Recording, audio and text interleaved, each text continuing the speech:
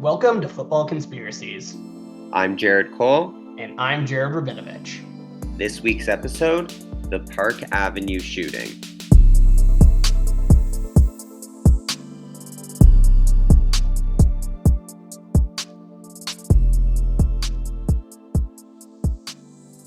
All right, everyone, welcome back for some Football Conspiracies. We're coming at you this week, and Jay Cole, let's start with our beginning question as always. You got any banter for us? I just want to know how ESPN is going to be impartial with their NFL news, seeing as though the NFL will now own 10% of ESPN. Really? Is that true? Yeah, after they finally made their deal, Red Zone is being switched over to ESPN for some. No. Don't worry. Our boy Scott Hansen will still be with us on Red Zone. He will just also be on ESPN. But yeah, 10% of ESPN is now owned by the NFL. You're right. That does seem like a bit of a conflict of interest, if you will. You want me to add another conflict of interest on top of that? I would love that. ESPN licenses its name to a sports book. The NFL will directly profit from sports gambling. Goodell said in 2017, "We will strongly oppose legalized sports gambling. The integrity of our game is number one. We will not compromise on that." Wow, Roger Goodell lying. That's a first, right? I know, and it only took him 8 years. Oh my God. That's actually like despicable. I'm not gonna lie. Like, I feel like one of the main goals of a sports league is to be able to keep the integrity of the game. You know, you're the top of the league or the top of this sport for a reason. And then you get into sports betting on your own goddamn sport. Seems a little fishy at best. Yeah, so a little disappointed in the NFL for some back-to-back sketchy moves. Well, disappointed in ESPN too. I mean, Disappointed in ESPN did everyone. just bring us No, Ocho Weekend, so it's hard to be upset with them at this very moment. like But that I is think this true. overrides the Ocho, unfortunately. It might not, depending on how good their NFL news still is. Like, I guess you're right. Like Jeff Bezos bought the Washington Post, and it only took like I don't know 5, 10 years for them to stop reporting on him properly. So maybe we still have a few golden years left. exactly. Yeah, who knows? All right, talking about how disappointed we are with the NFL, let's get on to my portion of the episode. So after last week's downer of an episode, I had all these plans to do like this silly episode with wacky stories and even wackier characters. This plan, however, was entirely derailed after the tragic shooting that took place last week at 345 Park Avenue in Manhattan on Monday, July 28th. So before we get any further into it, I'd just like to warn those in the audience that are listening today that this is going to be a downer of an episode. There's going to be talk of the shooting itself and some of the violence that surrounded it. So if that's something you're not interested in, I suggest you skip to J. Cole's end segment. I do promise that we will be back with our regularly scheduled fun programming as soon as we can. But this story is absolutely the priority for a show whose primary directive is to combat the spread of conspiracy within the NFL. I think it's best that we begin this episode with the real story of what happened, or at least the real story as we know it, given the evidence that we have available at this moment. So we begin at 6:26 p.m. on Monday, July 28th. This is when Shane Devon Tamura, the man who would eventually be identified as the perpetrator of this shooting, double parked his car outside 345 Park Avenue, an office building located in Midtown Manhattan, an iconic part of the city being home to the Empire State Building, the Museum of Modern Art, Times Square, the Flatiron. It's truly like one of the centers of the city. After he double parked his car, he then exited the vehicle holding a M4 semi-automatic rifle and proceeded to walk across the sidewalk and plaza heading towards the entrance of the office building. J. Cole, I'm not sure if you saw these photos when they first came out. Are you familiar? No, I'm not.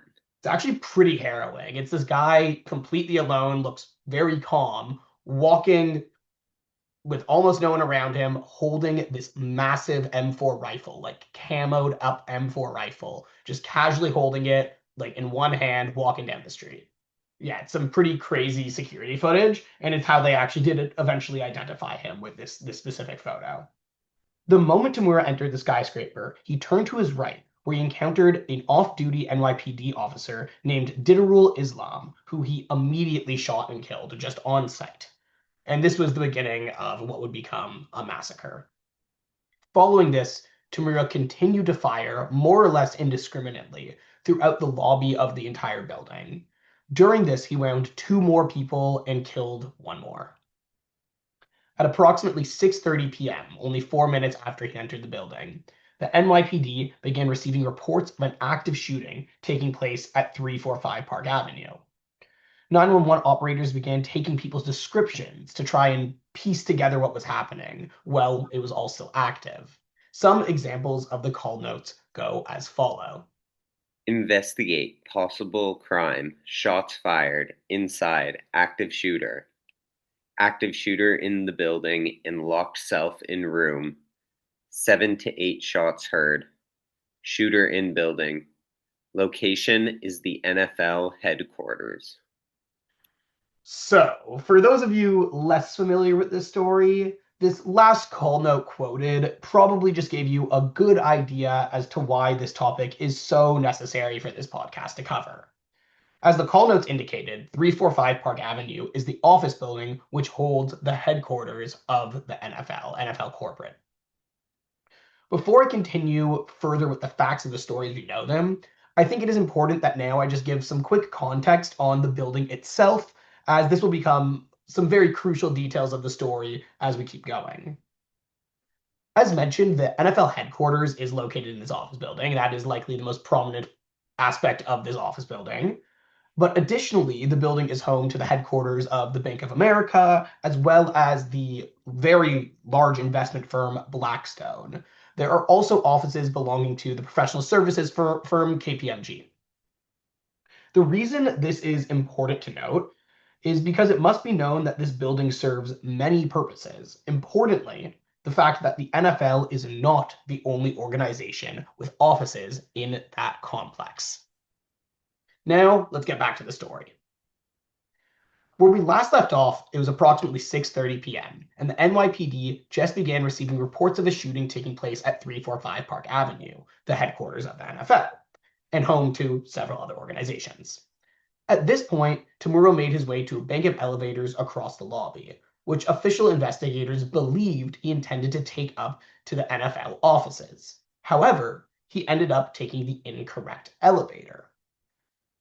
I don't know if you know how these like bay elevators work in these corporate buildings, J. Cole. Have you ever entered one of these? Yeah, it's like some of them only go to certain floors just so that they're faster because if one elevator took the entire building, it would take fucking forever to get one. Exactly. Like this, it's a fucking skyscraper. It's massive. So there's there's elevators that take you to specific companies' floors. So ostensibly, there's going to be an elevator that's specifically for the NFL offices, and evidently Tamura did not know this as he was going in to do this shooting. Interestingly, when getting onto the elevator, he completely ignored a woman who was exiting the elevator when he entered. Upon being in the elevator, he then pressed the button to the 33rd floor, which was the lowest option available on this specific elevator's panel. After making it to the 33rd floor, he encountered the locked doors of the offices to a company called Rudin Management, which is the management company of 345 Park Avenue itself. At this point, officials believe, Tamura became aware that he missed his intended target and did not make it to the NFL offices like he originally planned. According to one cleaner who was in the Rudin management offices, Tamura attempted to shoot at her, which she managed to avoid. She then ran away and locked herself in a closet where she heard shots begin to ring out. At this time, a pretty tragic incident takes place where an employee of Rudin Management, who was in the washroom, these washrooms are actually designed to be uh, like shelters during a lockdown like this sort of situation. And clearly she like didn't get the memo, didn't hear, was in the washroom the entire time, and they're like totally bulletproofed up. Unfortunately, she did not know what was happening, walked out, and at this time he did kill this employee. According to the video footage of the incident, It was at this point that Tamura seemed to realize there were no other potential targets in the area and that he would be unable to make it to the NFL offices before law enforcement arrived. Tamura then aimed the rifle at his own chest, shooting and killing himself. In a matter of minutes, Tamura had fired two full 30-round magazines, killing four people and wounding several more. So that is the story that we know with the facts that we have of the Park Avenue shooting that happened last week. So terrible. It's a horrible story, of course. And it was I know you experienced this because you were the one who messaged me about it. Uh, it's kind of crazy how this story rolled out. Yeah, I only saw about this in the morning. So like by the time I had seen it, like the full story had basically unfurled. So I wasn't quite following along as you were. But Exactly. yeah, I actually found out in a very odd way, which is giving as little details as I can. The company that I work for, I had a meeting with one of the companies in this building, and I actually got a message, an email that morning or the next morning saying like we're gonna need to cancel our meetings due to the tragedy. And I was like, what's going on? And obviously, I began reading a bit more up on the situation, which was just a couple hours after the news of the connection to NFL came out. Now that I've gone over the story, I think it's time to speak a little more on the perpetrator of this crime, being Shane Devin Tamura. Tamura was a 27-year-old from Las Vegas. He actually drove from Vegas in the 2 days before the shooting to make it to the New York City office. In high school, Tamura was a football player, and according to those who knew him at the time, a very talented one. As described by a former high school teammate of his, Tamura was the biggest goofball in the world, just a ton of energy, class clown. You never would have thought violence was something you'd associate with him. He could make a joke about people, but that's just typical. Shane was a jokester. Everything he said was a joke. He had a ton of energy.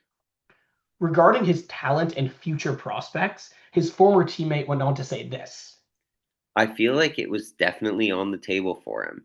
I don't think he walked around to be like, oh, I'll have NFL games one day.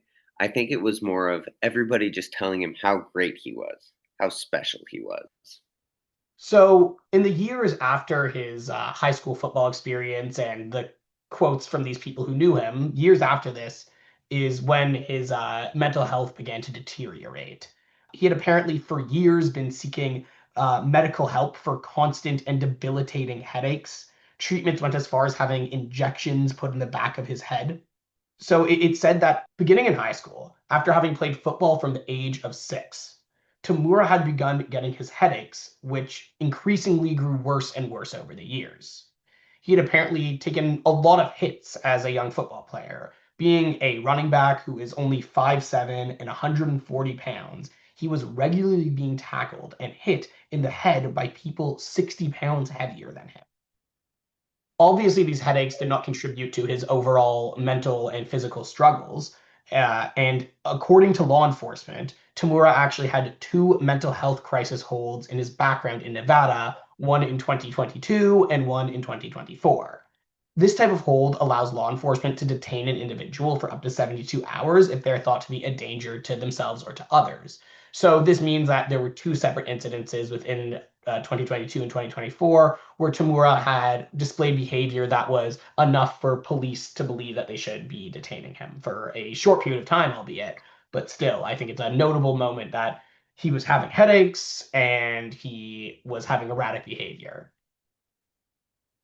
ESPN actually spoke to an anonymous source regarding Tamura's mental health struggles, who added this.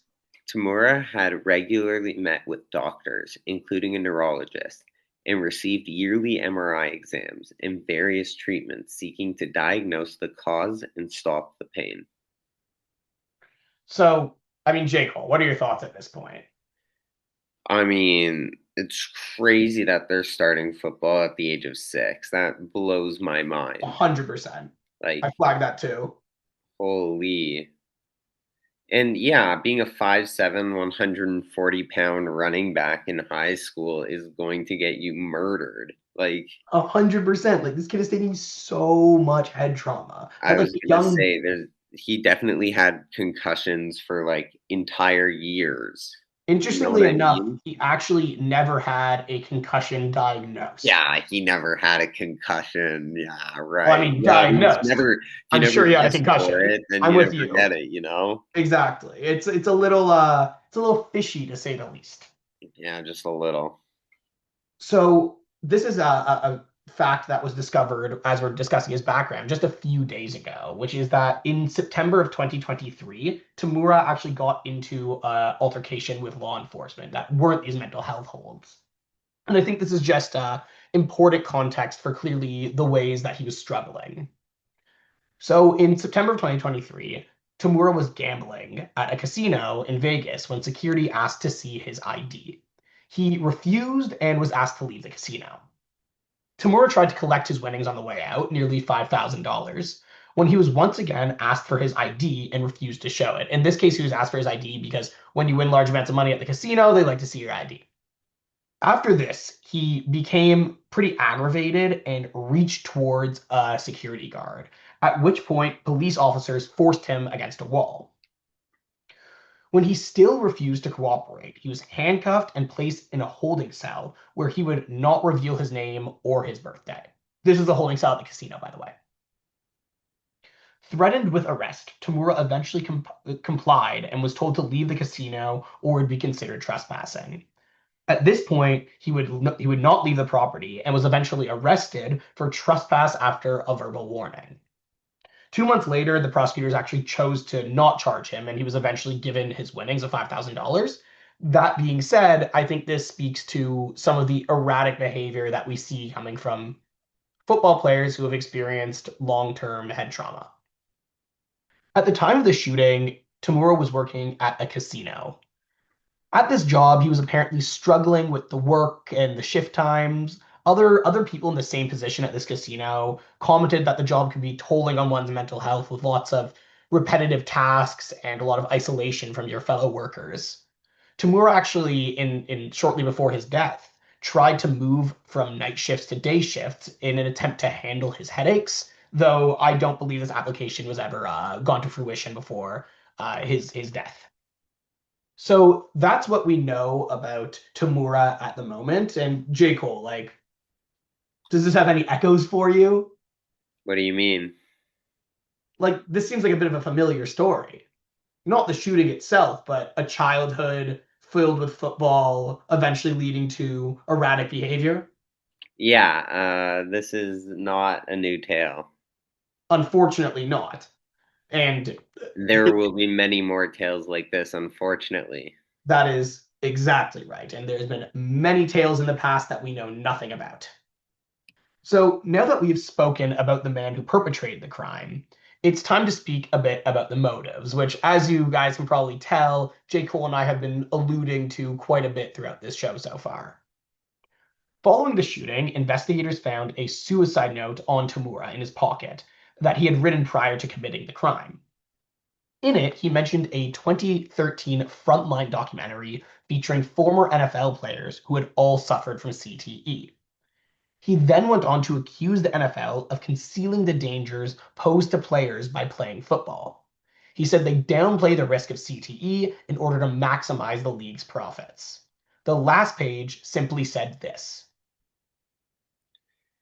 CTE, chronic traumatic encephalopathy. Study my brain, please. I'm sorry. Tell redacted I'm sorry for everything. Computer password redacted. CTE research. So I don't know if you've read that yet, J. Cole. No, that was my first time reading that. That was Yeah, like he could not make the motives for this crime more clear.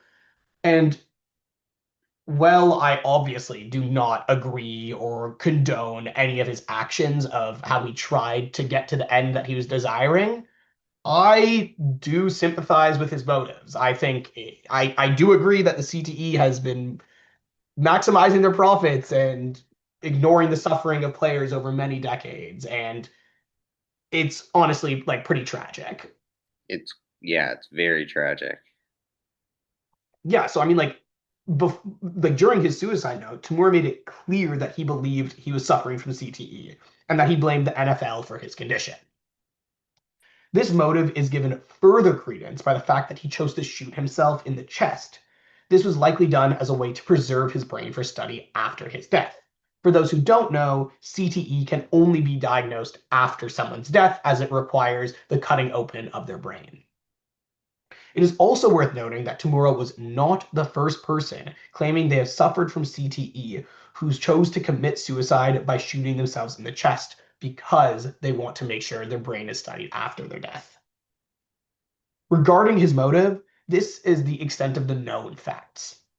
For those who are interested in learning more about CTE, its effects on players, and the negligence of the NFL to attempt to combat this issue and maximizing their profits all while doing that, and I mean covering up the dangers of CTE, it's truly like a horrifying story. If you do want more about this, I recommend checking out our previous episodes, CTE Cover Up, which is about the actual cover-ups of the NFL and cases of CTE they've tried to keep on the low, and Mysterious Deaths in the NFL, which was coincidentally our last episode where I spoke about players whose deaths were in mysterious circumstances and likely connect to CTE. Now it's time for the conspiracy angle of this story. I think even if there wasn't like a rampant amount of conspiracy theories about this, I would have had to cover this anyway.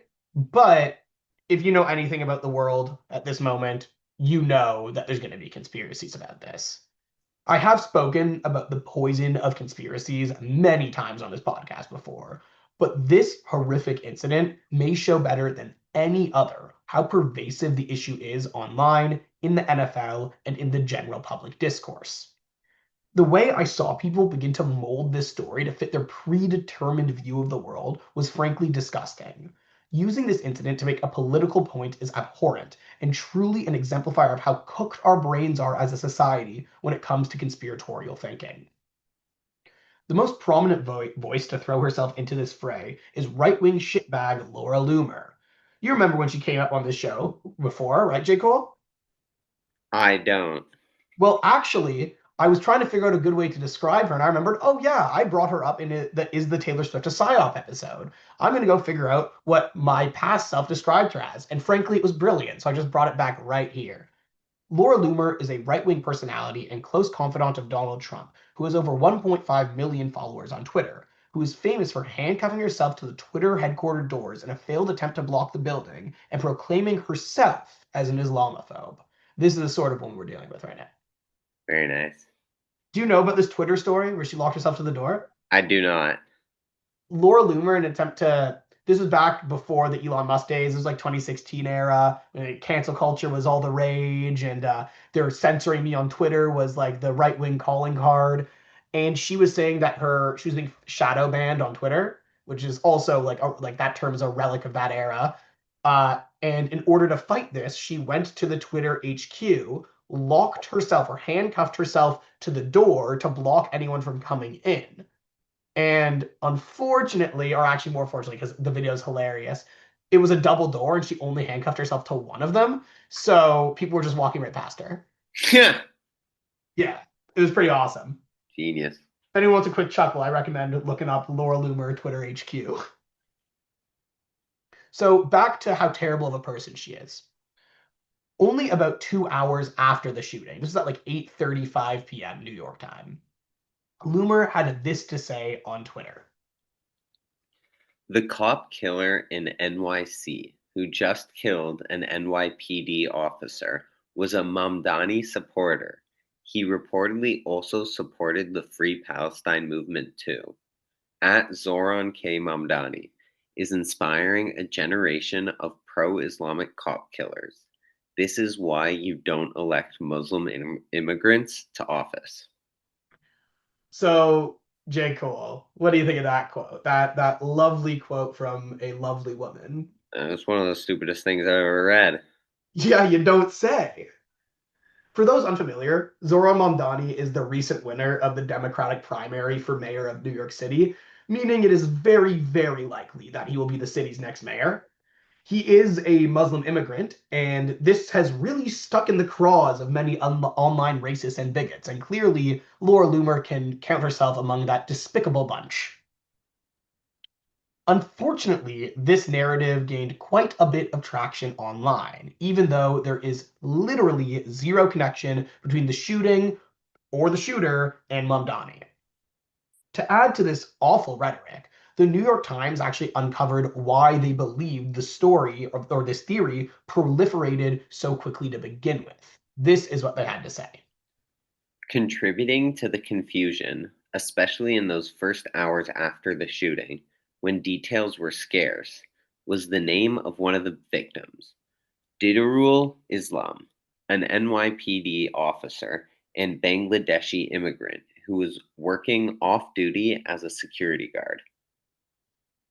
Essentially, it appears as though Loomer, in an attempt to prop up the NYPD and tear down the Muslim community, confused the Muslim off-duty NYPD guard with the shooter and blamed the man who had just been killed hours earlier for this crime.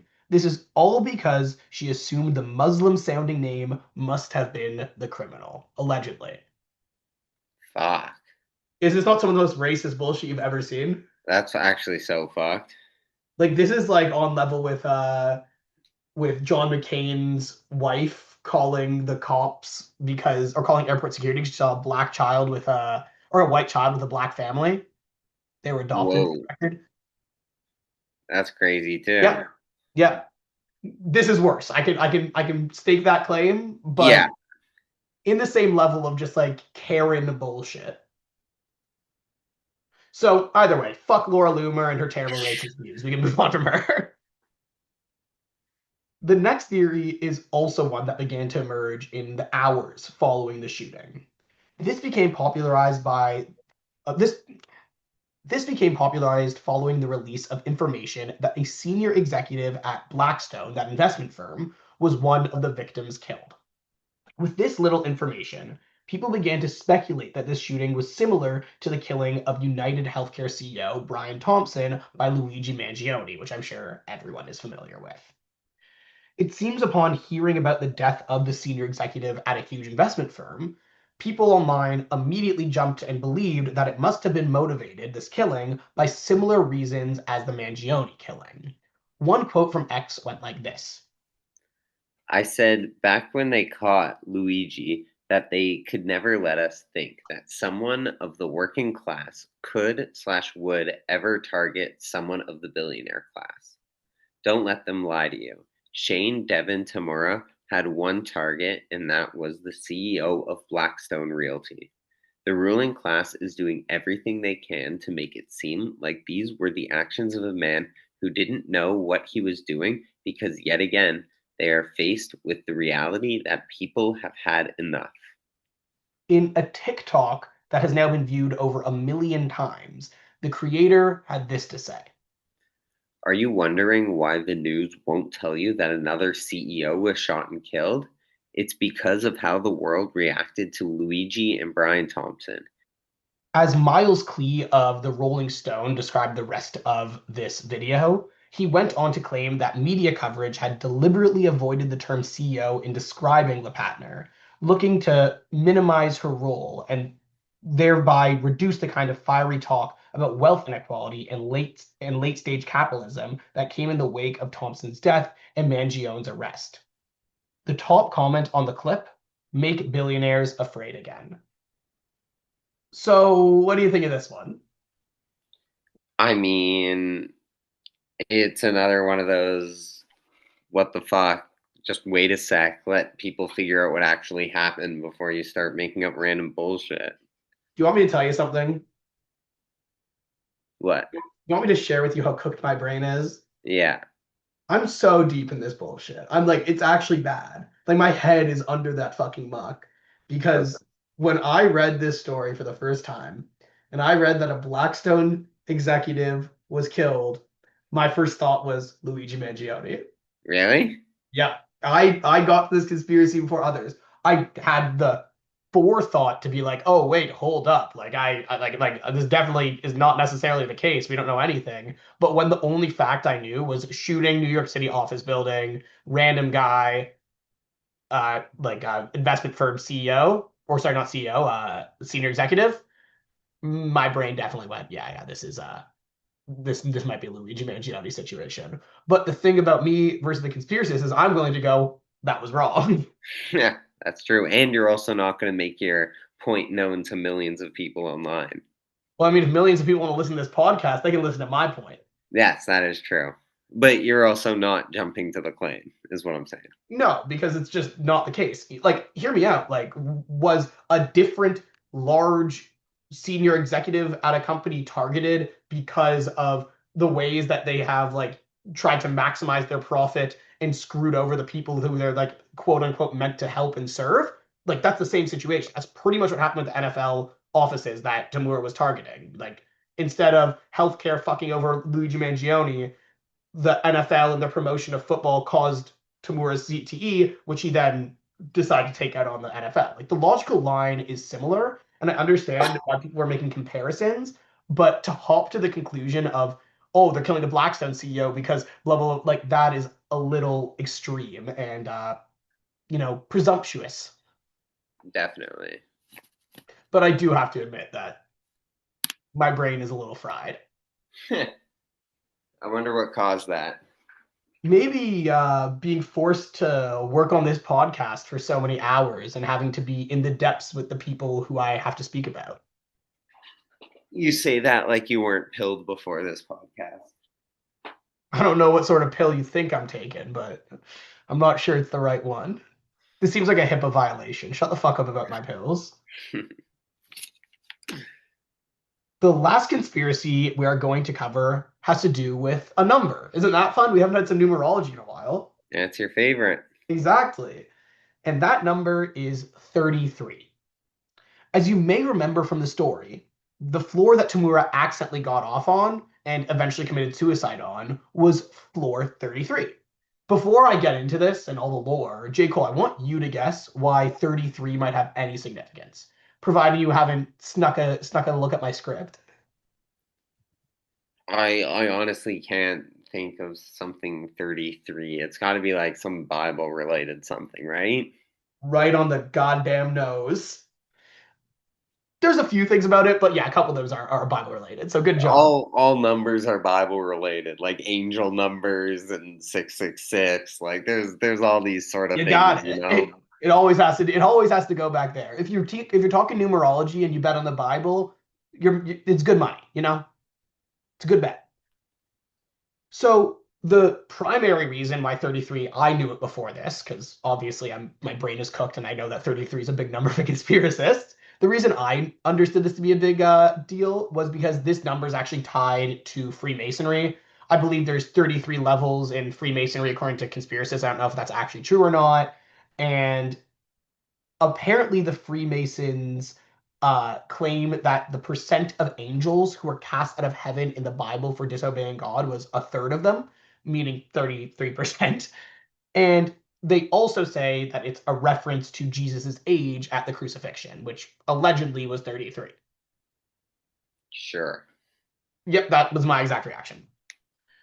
Additionally, this theory adds this. It is not coincidence that so many financial companies and various logos use Saturn, Black Cube, satanic occult symbolism. Blackstone is not an exception. Their rituals are getting more and more blatant. So he's pretty much claiming that the Blackstone logo is showing that they are showing satanic occult symbolism. And that's why Tamura went to go kill the senior executive of a company that he wasn't targeting. Um, it's a pretty of a diluted theory, but that's what the people were talking about online. This one was unfortunately pretty popular in like the proper conspiracist communities. That's insane. Yeah, like I feel like the last two we talked about were like a little more vanilla in terms of conspiracist community. Like Laura Yeah, Loomer, this like is she's like popular. Exactly. I saw like articles in popular outlets talking about that, and then The next one about, oh, it's Luigi the Mangione, like that's like something that's in the public consciousness. But this 33 bullshit, this is deep down in the depths. And Yeah, I was gonna say this is some whack shit. exactly. And while we're on it, J. Cole, I want you to take a look at the Blackstone logo and tell me if you see any, suspicious occult symbolism within this logo.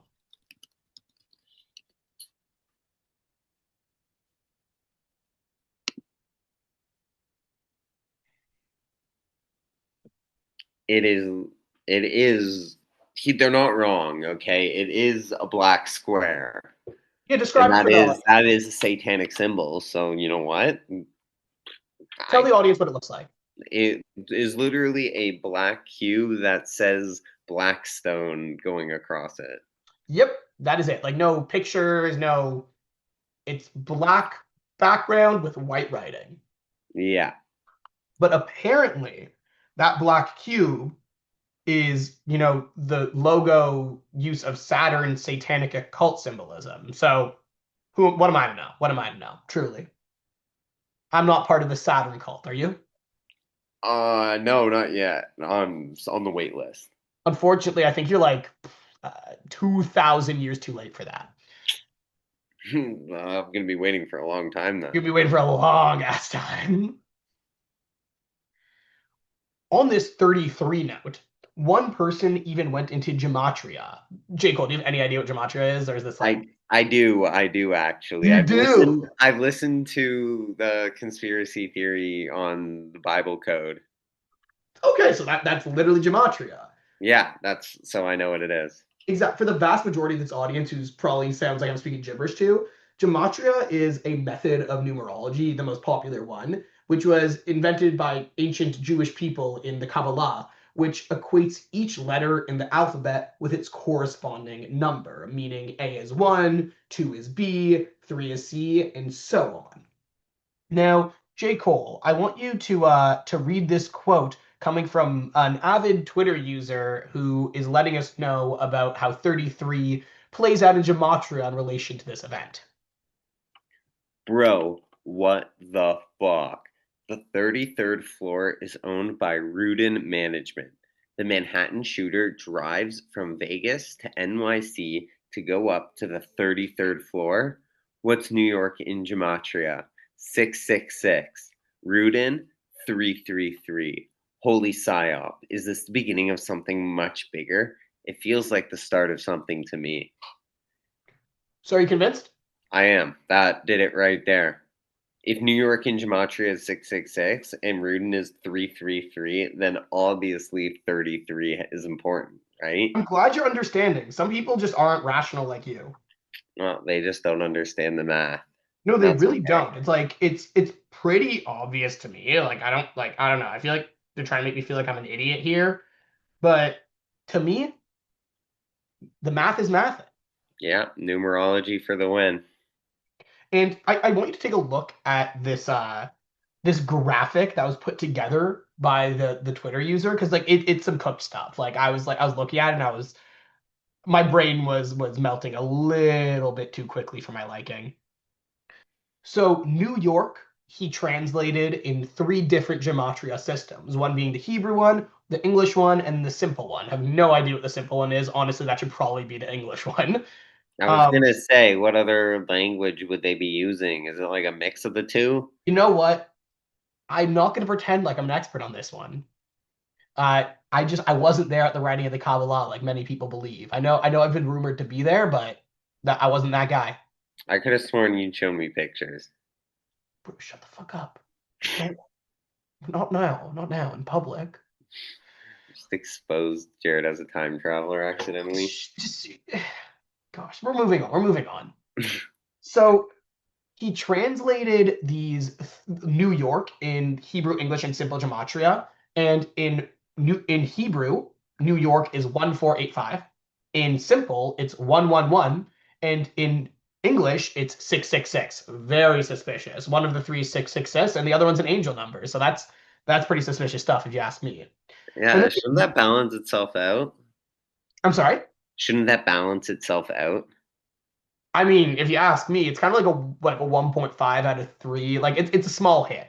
But then for Rudin, like RUDIN, the management company that was ahead of this building, he did this in the same three gematrias. In Hebrew, it was 333. That's suspicious. In English, it was 396. Can brush that one off. And then in simple was 66, which is one off from 666. So And it's twice as many as 33. exactly, and like 333. If you take And two they of were those three numbers, Rudin. you have Rudin was 433. on the 33rd floor, and their simple gematria is 33, and New York City simple gematria is 666. I think simple gematria is the way to go, bro. Bro, They I feel like literally predicted it. yeah, like I feel like I swallowed a fucking bottle of red pill. It's delicious and I feel great. I feel energized. Now I feel like there's a higher purpose where I'm going to count all the numbers that my teacher says to me tomorrow and realize it adds up to you're a stupid little idiot boy. Fucking A. Well, Yeah, that is yeah. the end of the conspiracies I got for you coming from this theory or from this story. Unfortunately, I find it unlikely that this will be the end. It's been only about a week or so since this incident took place. So you may see updates coming about this in the future, but for now, I hope you guys found this like educational. I really hope this episode in my mind is kind of one of the main purposes for this podcast. We need somewhere to be able to talk about these stories that relate to the NFL, be critical of the league itself, and not fall into this conspiratorial bullshit like a lot of the other people who are criticizing the league do. And yeah, I just hope that we're able to all look at this and realize like, wow, this was a horrible incident, and maybe the motive was a little valid, even if the means were horrible, and people online baking this are horrible or ignorant or don't know much better. Or all of the above. Exactly. At Laura Loomer.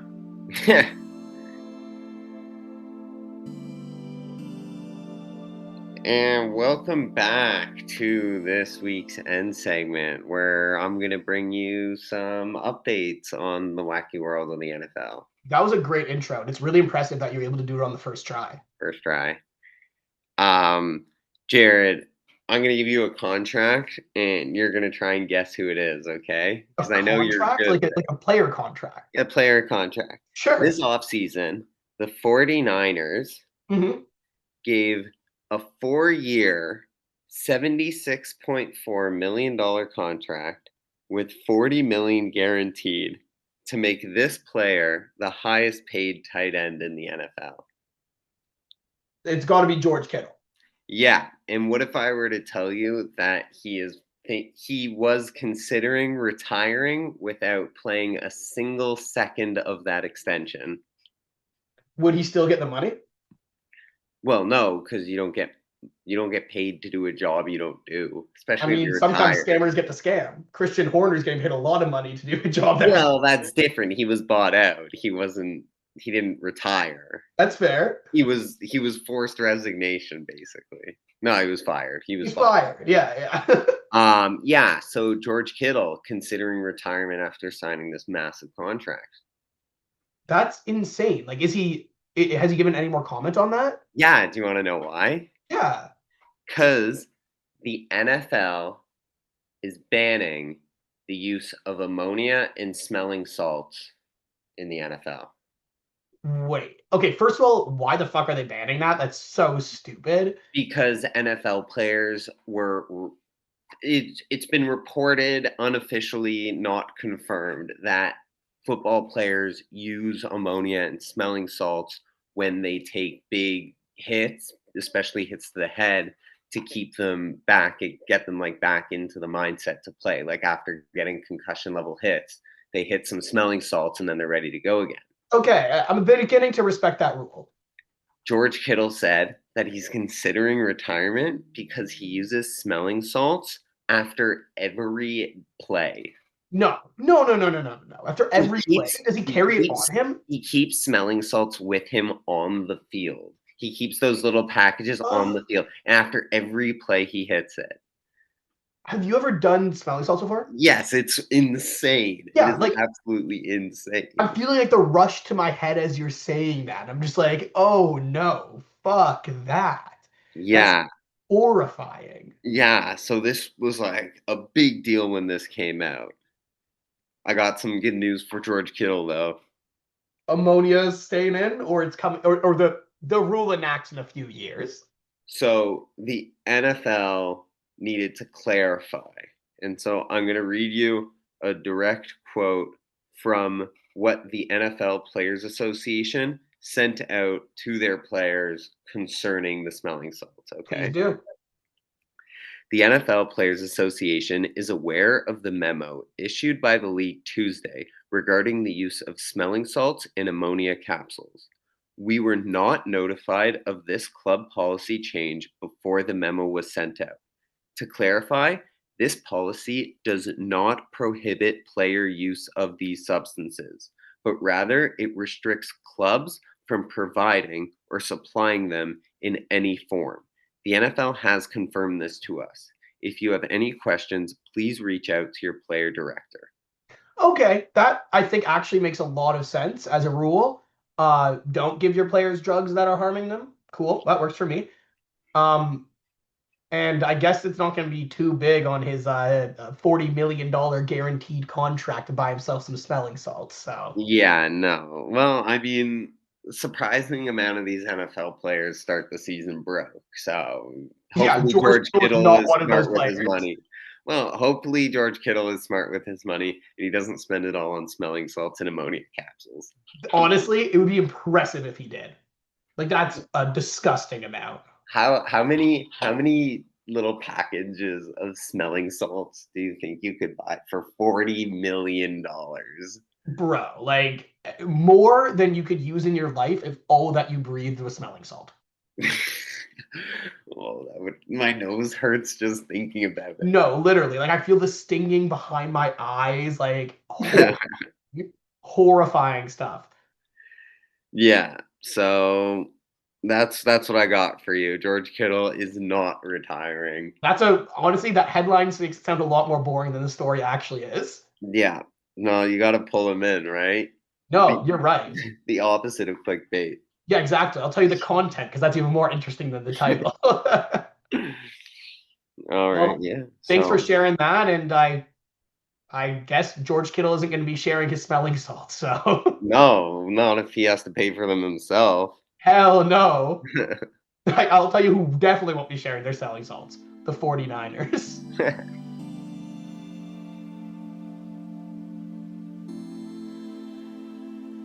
Thank you for listening to this week's episode.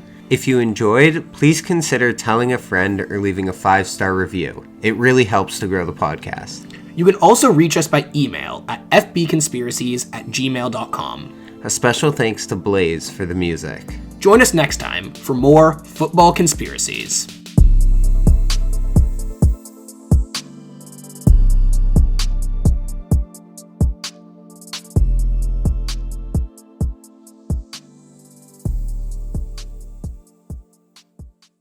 You ready for a sick segue here? Yeah.